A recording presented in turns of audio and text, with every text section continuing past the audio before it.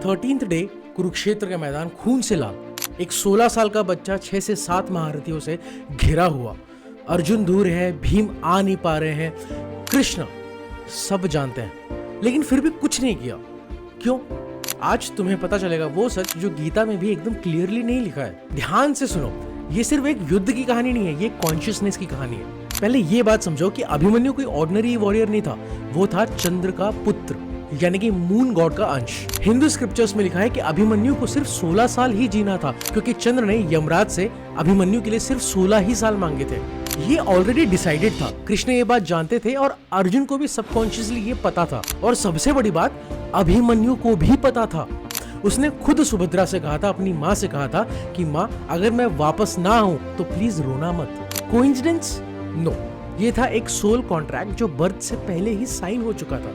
अब आता है सबसे पेनफुल ट्रुथ, कृष्णा ने अभिमन्यु को क्यों नहीं बचाया? क्योंकि उन्हें महाभारत जीतना था। सुनो ध्यान से, ये कोई सेल्फिशनेस नहीं थी, ये था धर्म।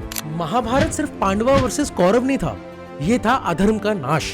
दुर्योधन, शकुनी, कर्ण, द्रोणाचार्य ये सब इनविंसिबल थे। अर्जुन हार मान चुके थे, भीम थक चुके थे और युधिष्ठिर तो पूरे वॉर में कंफ्यूज थे। पांडवास को एक ऐसी चिंगारी की जरूरत थी जो उनके अंदर सोए हुए गुस्से को जगा दे, और वो चिंगारी थी अभिमन्यु की डेथ। उस डेथ के बाद अर्जुन ने जयद्रथ को एक दिन में मार डाला।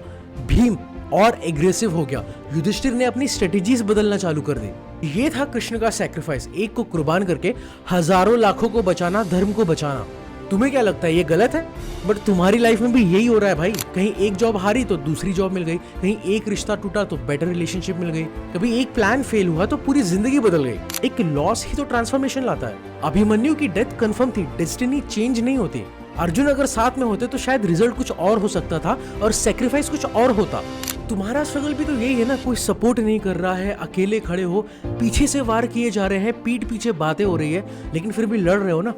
और यही तो अभिमन्यु का असली मैसेज था, everything happens for a reason. अगर ये वीडियो पसंद आया और कुछ सीखने को मिला तो लाइक करो, शेयर करो और कमेंट्स में अपने थॉट्स को बताओ।